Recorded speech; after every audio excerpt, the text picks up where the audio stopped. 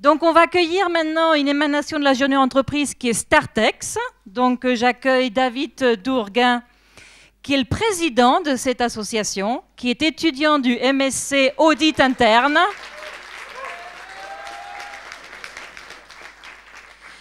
Clotilde Tichet, qui est vice-présidente de cette association, qui est étudiante du MSc International Business. Et Clémence Perronnet, qui est secrétaire de l'association, étudiante du master première année. Sont à leur côté également deux personnes qui vont représenter un des projets de Startex.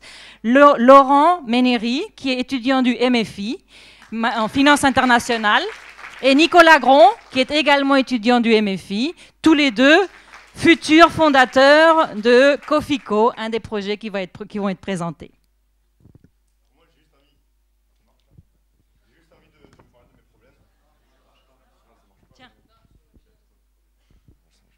Donc je disais, j'ai juste envie de parler de mes problèmes. En gros, quand je suis arrivé à l'IAE, moi je suis entrepreneur au départ et j'ai rencontré beaucoup d'entrepreneurs qui avaient beaucoup de questions. C'est-à-dire quel statut, comment me créer, comment me financer, comment trouver l'idée. Et c'est là où j'ai vu qu'il y avait vraiment besoin d'entrepreneuriat à l'IAE et qu'il fallait créer quelque chose.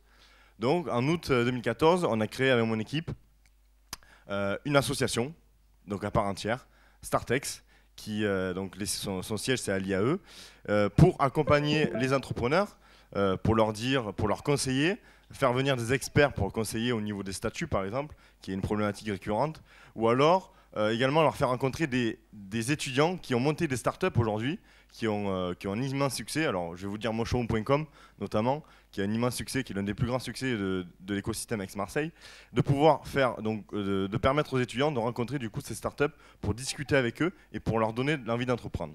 Donc je vais laisser la parole à Clotilde et à Clémence pour vous présenter l'un de nos plus beaux projets de l'association. Et du coup, nous avons tous besoin de vous, professionnels et étudiants, pour réussir ce projet. Donc moi, comme David, j'ai un problème, c'est que j'ai un projet, que j'ai du mal à le financer. Vous, peut-être aussi étudiants, vous avez un projet. Il y a 3 façons de financer un projet. Soit on fait appel aux banques, ce qui n'est pas évident quand on est étudiant et qu'on n'a pas beaucoup de poids. Soit on demande à des business angels de nous aider. Ou alors on passe par des plateformes de crowdfunding. Le problème aujourd'hui avec les plateformes de crowdfunding, c'est qu'on n'a pas beaucoup de visibilité et que c'est difficile de fédérer ces cercles. Donc notre solution, notre projet qui est ambitieux, c'est de créer une plateforme de crowdfunding pour les étudiants. Donc l'avantage de notre plateforme de crowdfunding propre à Startex, c'est-à-dire qu'on est déjà dans un réseau. On va créer cette plateforme qui va être disponible pour tous les étudiants de l'université AMU, donc Aix-Marseille Université. Et donc le réseau est déjà fédéré en fait. Il va être accessible pour les étudiants porteurs de projets. Ils vont pouvoir être financés par les étudiants, mais aussi par les anciens, les alumni. Cette plateforme, on est aidé par le réseau Excellence, qui est le REX, pour pouvoir la monter. Et le réseau Excellence, il faut savoir que pour l'instant, ça regroupe les anciens étudiants de l'ENSAM, de l'IEPDEX et de l'IAEDEX, et il va également s'ouvrir à d'autres écoles. Donc, aussi, notre avantage, c'est ça, et c'est également que souvent dans les plateformes, on prend des grosses commissions, et aussi que si on n'atteint pas ces objectifs, on n'a rien. Chez Startex, notre but, c'est pas spécialement ça, ça va être vraiment d'aider au mieux, et donc il y aura une commission, parce qu'il faut aussi qu'on rémunère la plateforme, mais surtout, les objectifs, s'ils ne sont pas atteints, le porteur de projet récupère quand même ce qui a été récolté, parce que le but, c'est de pouvoir vous aider le mieux possible. Donc voici comment va se présenter la plateforme, qui est quasiment prête. On la lance officiellement le 4 décembre. Donc il va y avoir un onglet « Découvrir les projets », comme ça vous pouvez voir comment ont été montées les différentes campagnes, proposer votre projet, et évidemment donc des onglets pour présenter la plateforme, un FAQ et également l'équipe Startex. Comment déposer votre projet? Donc vous nous soumettez votre projet directement sur la plateforme à travers un formulaire. À travers un comité de validation qui est composé d'Urex et Startex, nous sélectionnons les projets qui vont être validés, qui vont pouvoir être présents sur la plateforme. Ensuite, vous définissez vos besoins, vous faites votre campagne. Pour cela, on peut vous aider aussi au niveau de la communication, etc., pour construire une campagne qui sera bien montée et vous atteignez vos objectifs. Donc ayez de l'audace, mettez votre projet sur la plateforme et puis je vais passer la parole à 2 étudiants de l'IAE qui vont vous présenter leur projet.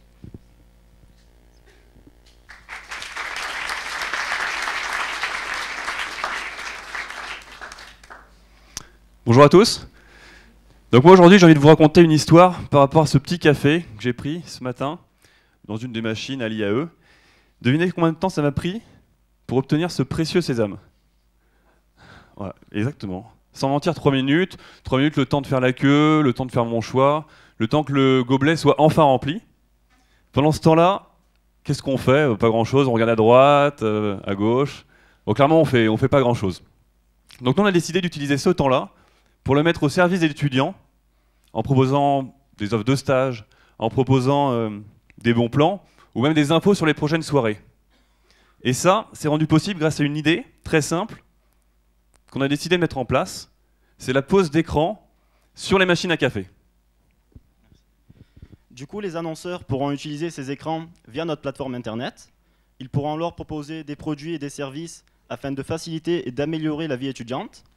Savez-vous combien il y a d'écoles et d'étudiants en France? Il y a près de 2,4 millions d'étudiants dans pas moins de 500 écoles et universités, soit autant de personnes potentiellement réceptives aux messages diffusés lorsqu'ils font la queue, comme nous, devant les machines à café. Imaginez alors l'intérêt qu'aurait un annonceur à utiliser ces écrans plutôt qu'un autre moyen de communication. Et du coup, alors que certains commencent déjà à envoyer des machines à café dans l'espace, pourquoi ne pas simplement utiliser ces machines à café afin de créer un espace futuriste au service de nos étudiants? Ça, c'est notre rêve, et ce rêve, il a un nom, c'est Cofico. Merci. Bravo. Alors restez là avec nous. Merci beaucoup. Donc en fait, ce qu'on aimerait, c'est demander à notre panel d'audacieux experts, quelle est votre réaction par rapport à ce projet-là? Est-ce que vous pensez que potentiellement, ils peuvent trouver des financements? Est-ce que c'est suffisamment audacieux? Alors c'est une vraie nouvelle idée que tout le monde a explorée depuis 25 ans, 30 ans. Publicis avait monté une filiale pour faire de l'affichage en école, affichage près des machines à café, etc. Donc, mais c'est pas pour ça que l'idée est mauvaise. Simplement, là, pour le coup, il faut trouver vraiment un axe différenciant. Donc l'axe différenciant, c'est déjà local. Aujourd'hui, vous êtes là, toi, tu es tant dans le réseau, mais il faut vraiment donner une dimension locale au projet, parce que de toute façon, derrière, il faut vendre votre espace, soit passer par une régie, soit le vendre en direct. Enfin, il y a juste plein d'équations à régler. Donc il faut vraiment trouver le petit positionnement, et il faut vraiment partir sur de la niche en disant, effectivement, bon, il y a les soirées d'école, c'est pas mal, il y a des trucs, mais si vous prenez pas un positionnement un peu niche d'emblée, le truc il est mort-né total, parce que je crois que tout le pognon englouti sur les projets de réseau d'école en termes de communication, c'est juste hallucinant. Donc aujourd'hui, small is beautiful, il faut essayer de trouver vraiment la petite niche qui va bien, rentrer dedans, et il y a certainement sur des annonceurs locaux, sur du bar, de l'open, enfin il y a plein de trucs à faire, mais franchement très ciblé, hein, sinon la messe est dite. Merci. C'est un bon projet. C'est un bon projet parce qu'effectivement, c'est un temps un peu mort, un peu perdu, mais en même temps, on a tous le droit d'avoir un peu de temps mort. Dans l'entreprise, en tout cas, ça existe. Ce sont des écrans c'est pas sur la machine, ce sont des écrans, et ça donne une information assez large sur l'entreprise, mais aussi sur les embouteillages, le cours de l'action, ou des éléments plus factuels sur la vie locale. Je suis d'accord, ça doit être assez local. Moi, je vous félicite parce que c'est une idée qui est originale, même si elle a été battue et rebattue. Il y a des tas d'idées dans l'histoire des produits, des tas d'histoires dans lesquelles on voit que les produits ont été inventés, puis réinventés, et puis un jour, ils ont vu le jour. Voilà, on ne sait pas pourquoi. Et c'est en fait celui qui réussit à la mettre en application Donc je vous félicite, et puis je vous invite à demander à Rémi et à Didier de vous suivre et de vous aider, parce qu'ils ont des super idées, ça va être gratos pour vous, et c'est des super niveaux. C'est noté. Merci. Noté. Est-ce que vous avez une question particulière, vous, de votre part, au panel?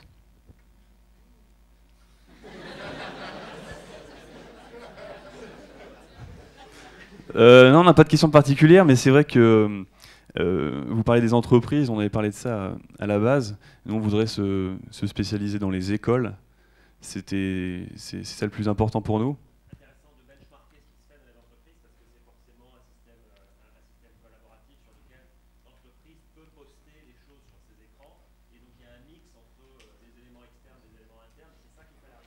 Exactement, c'est ça qui est peut-être compliqué pour nous au niveau des entreprises, de mettre sur les écrans.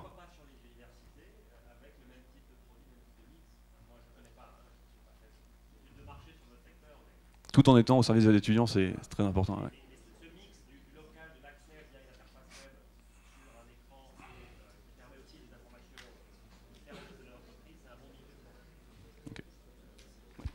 Juste dernière précision, ça se fait déjà certes, mais les machines à café, il y a moins de 1% en France des machines à café qui sont équipées d'écrans. Ça se fait, il y a 3 fournisseurs qui font des écrans qui s'imbriquent parfaitement dans les machines à café. Il faut savoir qu'il y a un gros potentiel, car à peu près 60% des machines sont compatibles avec ce type d'installation, et moins de 1% des machines à café en France sont aujourd'hui munies d'écrans, donc enfin, le potentiel... Oui. Voilà. L'espace café. Ben, merci Nicolas, merci Laurent. Est-ce que par rapport à la Startex, qu'est-ce que vous pensez du projet Startex et Junior Entreprise auparavant? Est-ce qu'il y a quelle est votre réaction? Si c'est aussi efficace que le speed dating, vous allez faire un malheur. C'est à l'évidence une bonne idée, et puis c'est surtout une très bonne idée pour la France, parce qu'on voit que dans plusieurs écoles, il y a des projets qui sont à l'initiative des étudiants et qui consistent à trouver les moyens de récolter des fonds pour le financement des projets. Or, il faut savoir qu'une économie, elle vit comme une chaîne naturelle, c'est-à-dire qu'il faut dans l'écosystème, il y a des petits, des moyens, des gros, et que ça commence par des petits, et donc il faut qu'il y ait plus de création d'entreprises en France, et donc il faut qu'il y ait plus de systèmes de financement de ces opérations, et donc c'est évidemment une très bonne idée que je vous encourage à poursuivre, mais j'ai pas de mal à imaginer que vous allez réussir dans ce domaine-là. Et puis pour rebondir à ce que disait Madame de Barnier tout à l'heure, dans le sens pionnier, on sera une des premières écoles à lancer sa propre plateforme.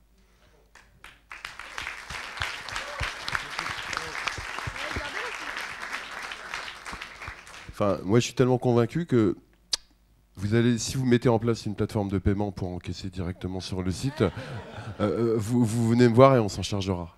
Il y a un côté commercial chez l'entrepreneur qui est inné.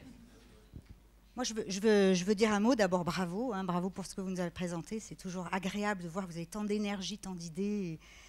Et je voulais vous dire, c'est vrai, par exemple, si je reprends, c'est vrai que les idées de mettre des écrans un peu partout... c'est vu et revu, mais je vais vous raconter une petite histoire qui m'a toujours marquée. Comme vous le savez, j'ai commencé ma carrière à Havas. Et à Havas, il y a un monsieur un jour qui était venu, j'étais trop jeune pour l'avoir vécu, mais c'était une histoire qu'on racontait à Havas, qui s'appelait Jean-Claude Decaux. Et il est venu et il a dit, moi j'ai une idée, on va faire des abribus pour protéger les gens qui vont dans les bus, et dedans on mettra des pubs. Et il est allé voir Havas. Et Havas, ça lui a rigolé au nez. Il lui a dit « Votre idée, vous rêvez, monsieur. Jamais de la vie. » Il est allé voir Publicis. Il s'est fait jeter. Il s'est fait jeter de toutes les entreprises, de toutes les agences de pub.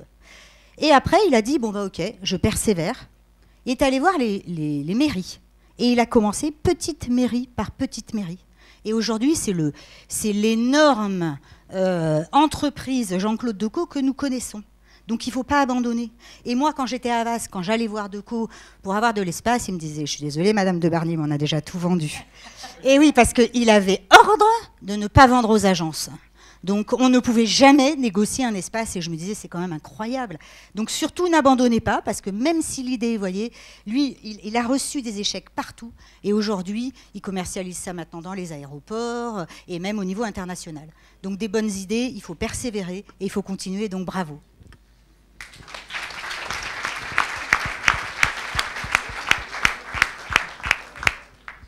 Alors, moi, sur le projet, juste pour réagir, je pense que c'est sur votre projet, mais sur tous les projets, il faut effectivement aller sur le terrain et se rendre compte de la réalité et du retour et avoir une expérience. Vous avez une idée, elle est scalée, elle a de bons côtés, elle a de mauvais côtés, mais tant que vous ne serez pas allé la tester sur le terrain, aller voir les fabricants de machines, aller voir les universités, aller voir les entreprises, aller recadrer, permuter votre projet, changer d'angle de vision, etc., jusqu'à ce que vous le peaufiniez. Et ça, voilà, il faut vraiment aller toucher du doigt les choses pour pouvoir mesurer l'attractivité et l'intérêt que ça peut avoir et comment avancer. Et la deuxième chose sur les initiatives de junior entreprise et de Startex, nous chez EY, on est très proche du monde étudiant. On travaille beaucoup avec des associations étudiantes, assez peu d'ailleurs avec vous, donc il faut qu'on se rapproche un peu plus. Et moi-même, j'ai été, quand j'étais étudiant dans une junior entreprise, et je pense que c'est vraiment l'apprentissage de la vraie vie, et j'encourage tout le monde, tous les étudiants à s'investir dans ces associations étudiantes et dans ces junior entreprises. Et je trouve que l'initiative de créer une plateforme justement pour susciter l'entrepreneuriat ou faire en sorte que les étudiants qui sont porteurs de projets sachent comment s'organiser et auprès de qui aller trouver de l'assistance, du soutien et de l'écho et des regards et de l'échange pour structurer leurs projets avancés, c'est vraiment très très intéressant et ça donnera également aussi à ceux qui n'ont pas d'idée, qui ont envie mais qui n'ont pas forcément d'idée, de pouvoir se rejoindre et d'apporter leurs compétences à ceux qui ont déjà une idée mais qui manquent de compétences. Donc c'est vraiment bien et c'est vraiment une excellente initiative. Bravo. Alors, parfait pour conclure. Merci beaucoup.